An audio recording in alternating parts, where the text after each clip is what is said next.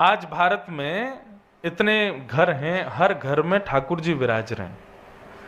हर घर का व्यक्ति माला तो पहना ही देता है, अगरबत्ती तो घुमाई देता, सेवा तो सभी कर रहे हैं, अपने स्तर की सब कर लेते हैं। पर भगवत सेवा, भक्त सेवा हर कोई नहीं कर पाता।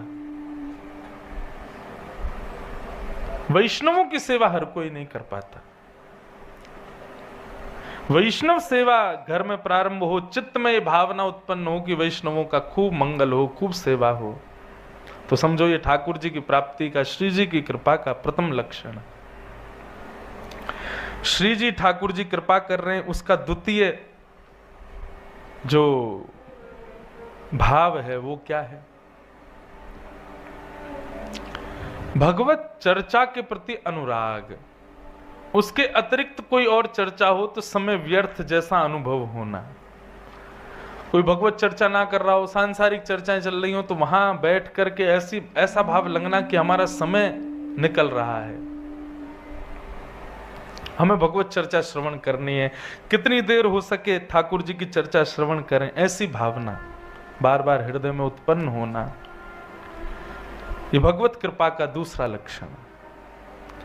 भगवत अंगीकार स्वीकार का तीसरा अभिप्राय है संग्रह की स्थिति खत्म हो जाना। संग्रह का मन नहीं करेगा, फिर कुछ भी अपने पास रखें ऐसी स्थिति नहीं रहेगी। जितना हो सके दे दें। कोई कुछ मांगे फिर दो, नहीं, जो अपने पास होगा फिर मन होगा ये भी इसको प्रदान करें। संग्रह का मन नहीं रहेगा, ऐसी स्थिति। भगवत स्वीकारीकरण का यह तीसरा लक्षण। और चौथा, देहाभिमान शून्य। देह का अभिमान शून्य हो जाएगा। करोगे कुछ, होगा कुछ। पांव धरोगे कहीं, जाएगा कहीं। पहनोगे कुछ, सोचा होगा ऐसे दिखेंगे, दिखोगे कुछ और। ये स्थितियां चार ऐसी हैं जो भगवत श्री जी ठाकुर जी की स्वीकृति का प्रमाण है। इनमें से कुछ हुआ हमारे संग? कुछ भी नहीं हुआ। तो निश्चित है कि अभी स्वीकारीकरण हुआ नहीं लाल जी का। इसलिए स्वीकृति के लिए हम सत्संग सुनते हैं, ताकि लाल जी हमें स्वीकार करें, श्री जी हम पर कृपा करें, अनुग्रह करें। श्री कुम्भन दास जी महाराज, सूरदास जी महाराज, मीराबाई, ये सब स्वीकृति हैं। भगवत स्वीकारीकरण हो चुका है इनके प्रति। कुम्भन दास जी के चरित्र में भाव आता है कि श्री कुम्भन दास जी गाते बहुत सुंदर थे। एक मैं कथा में एक बात कहा करता हूं बंधुओं कि कई लोग पूछते हैं कि महाराज जी, आप लाल जी आपके संग रहते हैं, सेवा में विशेष क्या ठाकुर जी को अर्पित करना चाहिए जिससे ठाकुर जी प्रसन्न रहें? आप अपने गुणों को पहचानो, आपके पास कौन सा गुण है, और उसी गुण को भगवद निवेदित करके ठाकुर जी को दो। वो सबसे प्रिय, उसी के लिए ठाकुर जी आए हैं। अब आपके पास आए हैं, आपको खाना बनाना बहुत बढ़िया आता है, भोजन बहुत बढ़िया बनाते हो आप, तो ठाकुर जी इसी के लिए आए हैं।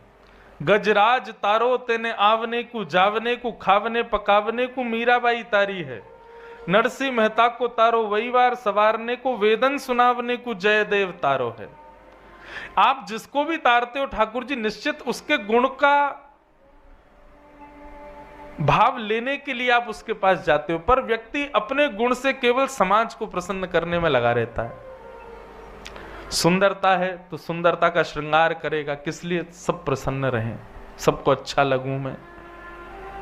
नाचना अच्छा आता है तो नृत्य करके सदैव प्रयास करेगा कि ऐसा नृत्य करूं कि सब वाहवाही करें।